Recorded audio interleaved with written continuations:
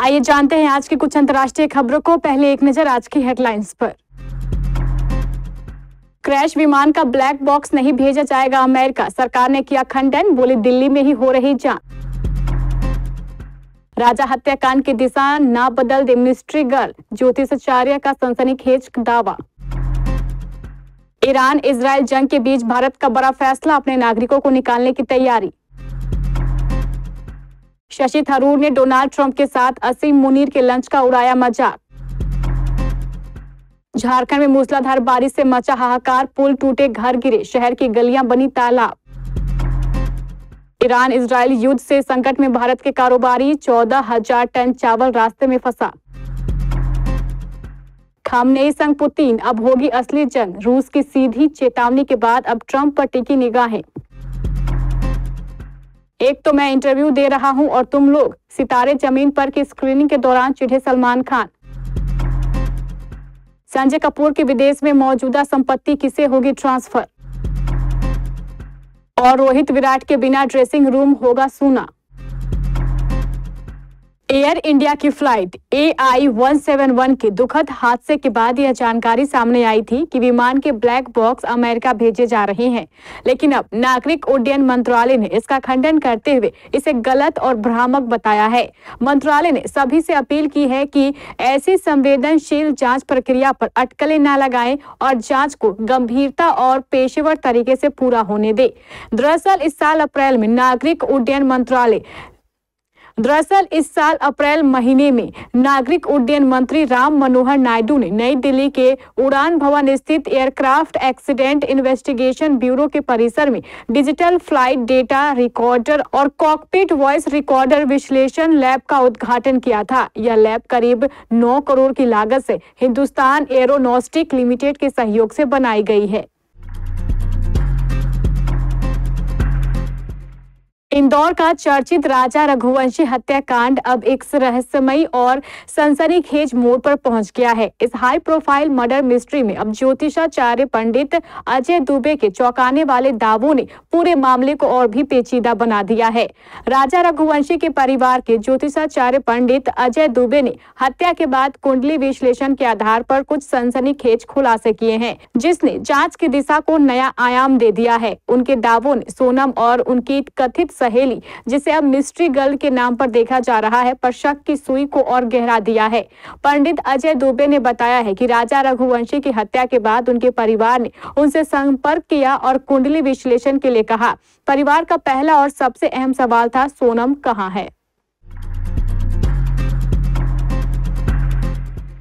भारत ने अपने उन नागरिकों को इजरायल से निकालने का फैसला किया है जो ईरान के साथ जारी संघर्ष के कारण इजरायल में पैदा सुरक्षा स्थिति के मद्देनजर वहां से निकलना चाहते हैं। इजरायल के बीरशेबा इलाके में एक अस्पताल पर ईरानी मिसाइल के हमले के कुछ घंटों बाद भारत ने अपने नागरिकों को निकालने का फैसला किया। विदेश मंत्रालय ने कहा है कि इजरायल और ईरान के बीच हाल में हुए घटनाक्रम के मद्देनजर भारत सरकार ने उन भारतीय नागरिकों को इजरायल से निकालने का फैसला किया है जो वहां से वापस आना चाहते हैं। मंत्रालय ने कहा है कि वापस आने के इच्छुक भारतीयों को पहले इजरायल की भूमि सीमा के माध्यम से और उसके बाद हवाई मार्ग से भारत लाया जाएगा। भारत ने बुधवार को ईरान से अपने नागरिकों को निकालने के लिए ऑपरेशन सिंधु शुरू करने की घोषणा की, क्योंकि इजरायल ईरान के बीच संघर्ष कम होने का कोई संकेत नहीं मिला। विदेश मंत्रालय ने कहा है कि भारत सरकार विदेश में भारतीय नागरिकों की सुरक्षा को सर्वोच्च प्राथमिकता देती है। कांग्रेस सांसद शशि थरूर ने गुरुवार को पाकिस्तान के सेना प्रमुख आसिम मुनीर के अमेरिकी राष्ट्रपति डोनाल्ड ट्रंप के साथ व्हाइट हाउस में हुई लंच पर तंज कसा। थरूर ने उम्मीद जताई है कि मुनीर को ट्रंप के साथ भोजन करते समय फूड फॉर थॉट मिला होगा। शशि थरूर ने कहा है कि व्हाइट हाउस के अनुसार आसिम मुनीर ने एक बार फिर कहा था कि ट्रंप को नोबेल शांति पुरस्कार से सम्मानित किया जाना चाहिए। थरूर ने कटाक्ष करते हुए कहा है कि इसके तुरंत बाद उन्हें व्हाइट हाउस में दोपहर के भोजन से पुरस्कृत किया गया।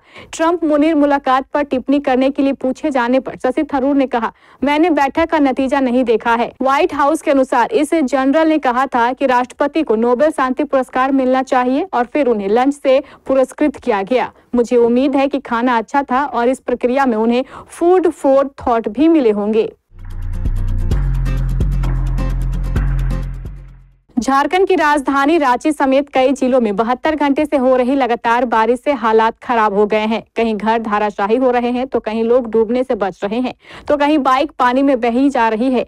रांची, जमशेदपुर, हजारीबाग, खूंटी और लोहरदगा में ऐसे हालात देखे जा रहे हैं। राजधानी रांची में मूसलाधार बारिश ने लोगों को घरों में कैद कर दिया है। लोग अपनी जरूरतों के लिए भी बाहर नहीं जा पा रहे हैं। जगह जगह गड्ढे दुर्घटना का कारण बन रहे हैं और रांची खूंटी को जोड़ने वाला तोपरा पुल टूट गया है।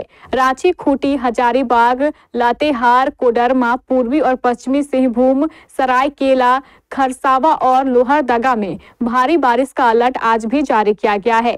ऐसे में लोगों को घर से ना निकलने की अपील की गई है। पिछले 24 घंटे में सरायकेला, खरसावा में 335 मिलीमीटर बारिश दर्ज की गई है, जो अब तक का सबसे अधिकतम रिकॉर्ड है।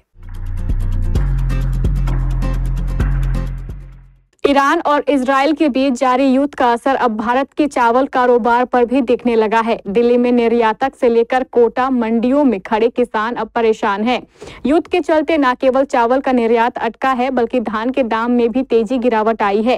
राजस्थान के कोटा मंडी में इन दिनों 3 करोड़ बोरी से अधिक का धान आ चुका है, लेकिन खरीदार नहीं है। मध्य प्रदेश के हाथौड़ी समेत कई जिलों से आए किसान यहाँ मंडियों में अपनी उपज बेचने के लिए पहुंचे हैं, लेकिन उन्हें उचित दाम नहीं मिल रहे हैं। पहले जहां धान का रेट 3900 रुपए क्विंटल था, अब वहीं घटकर 3200 रुपए तक आ गया है। दिल्ली के चावल कारोबारियों का कहना है कि ईरान इजराइल युद्ध ने चावल एक्सपोर्ट चेन को बुरी तरीके से प्रभावित किया है। साल 2024 में भारत ने करीब 52 टन लाख बासमती चावल ईरान को भेजा था, जिसकी वैल्यू लगभग 6374 करोड़ रुपए थी। लेकिन इस साल हालात बिल्कुल अलग है। युद्ध के चलते करीब 14000 टन चावल रास्ते में फंसा हुआ है और पेमेंट भी रुका पड़ा है। ईरान और इजराइल की जंग हर दिन भीषण होती जा रही है। इस जंग का 7वां दिन है। ऐसे में सवाल उठता है कि आखिर इस जंग का अंजाम क्या हो सकता है और क्या ये जंग आगे ईरान बनाम अमेरिका हो सकती है। दरअसल अमेरिका के राष्ट्रपति डोनाल्ड ट्रंप सीधे तौर पर ईरान और उसके सुप्रीम लीडर खामनेई को धमकी दे चुके हैं। उन्होंने साफ कहा है कि आने वाले दिनों में कुछ बड़ा होने वाला है। ऐसे में कई सवाल खड़े हो गए हैं। पहला, ईरान ने इजराइल के दक्षिणी हिस्से में बेशरबा शहर के सोरोका अस्पताल पर मिसाइल हमला किया। दूसरा, ईरान ने गुरुवार सुबह इजराइल में 4 जगहों पर मिसाइल दागी। इसमें बरशेबा, तेल अवीव, रमत गान और होलोन पर मिसाइलें दागी। तीसरा, ईरान ने कहा कि सरोका अस्पताल के पास बने इजरायली सेना के खुफिया हेडक्वार्टर को निशाना बनाया गया। चौथा, ईरान ने सेंट्रल इजराइल में स्थित स्टॉक एक्सचेंज बिल्डिंग पर भी मिसाइल दागी। आमिर खान की फिल्म सितारे जमीन पर आज रिलीज हो गई है। इस फिल्म का फैंस बेसब्री से इंतजार कर रहे थे। फिल्म की 19 जून को स्पेशल स्क्रीनिंग रखी गई थी, जिसमें बॉलीवुड के साथ सेलेब्स शामिल हुए। शाहरुख खान, सलमान खान, विकी कौशल समेत कई कलाकार स्पेशल स्क्रीनिंग पर पहुंचे। इस खास मौके पर सलमान खान आमिर के साथ खूब मस्ती करते हुए नजर आए। उन्होंने आमिर को गले लगाया और हंसी मजाक भी किया। सोशल मीडिया पर सलमान और आमिर के रिएक्शन वीडियो वायरल हो रहे हैं। एक वीडियो ऐसा भी सामने आया है जिसमें सलमान खान पेपराजी पर चिढ़ते नजर आ रहे हैं। इस वीडियो ने सभी का ध्यान अपनी तरफ खींच लिया है। सलमान खान जब आमिर खान की सितारे जमीन पर के स्पेशल स्क्रीनिंग पर पहुंचे तो उन्हें देखकर पेपराजी खूब चिल्लाने लगे। सलमान खान की तारीफ में कुछ बोलना चाह रहे थे, मगर उन्हें बीच में टोक दिया जा रहा था, जिसकी वजह से वो चिढ़ गए थे। सलमान खान का ऐसे ही एक वीडियो सामने आया है। करिश्मा कपूर के एक्स पति और अरबपति संजय कपूर की मौत से बिजनेस और मनोरंजन जगत दोनों को सदमा लगा है। संजय कपूर दुनिया की टॉप ऑटो पार्ट्स कंपनियों में से एक के प्रमुख थे। उनके निधन के बाद से उनकी संपत्ति और कारोबार को लेकर सवाल उठने लगे हैं कि आखिर अब यह किसके हाथ में जाएगी और इसका वारिस कौन होगा। साल 2015 में संजय कपूर के पिता के निधन के बाद उन्होंने उनका कारोबार संभाला था और कंपनी को टॉप पर पहुंचाया था। अब सवाल है कि उनके बिजनेस और विदेश में मौजूद संपत्तियों का क्या होगा। फोर्ब्स कंपनी की माने तो संजय कपूर के निधन के वक्त उनकी कुल नेटवर्थ 1.2 बिलियन यानी 10,300 करोड़ रुपए की थी। साल 2022 और 24 में उनकी संपत्ति चरम पर थी, जो 1.6 बिलियन यानी 13,000 करोड़ पहुंच गई थी। एक रिपोर्ट की माने तो संजय कपूर की संपत्ति का सारा मैनेजमेंट अब उनकी पत्नी प्रिया सचदेव को दिया जाएगा। भारतीय टीम के स्टार बल्लेबाज केएल राहुल का मानना है कि रोहित शर्मा और विराट कोहली के बिना ड्रेसिंग रूम साझा करना मुश्किल होगा। उनके बिना ड्रेसिंग रूम का माहौल सूना होगा। बता दें कि विराट कोहली ने इंग्लैंड के खिलाफ टेस्ट सीरीज से पहले टेस्ट प्रारूप से संन्यास लेने की घोषणा कर दी थी। उससे पहले रोहित शर्मा ने भी लाल गेंद के प्रारूप को अलविदा कह दिया था। इससे भारत को दोहरा झटका लगा था और भारतीय क्रिकेट कंट्रोल बोर्ड ने शुभमन गिल के नेतृत्व में भारतीय टीम का ऐलान किया। केएल राहुल ने दिल्ली कैपिटल्स के साथ बातचीत में कहा, विराट और रोहित पिछले एक दशक से भारतीय क्रिकेट के स्तंभ रहे हैं और उनका ना होना बहुत ही कमी होगा।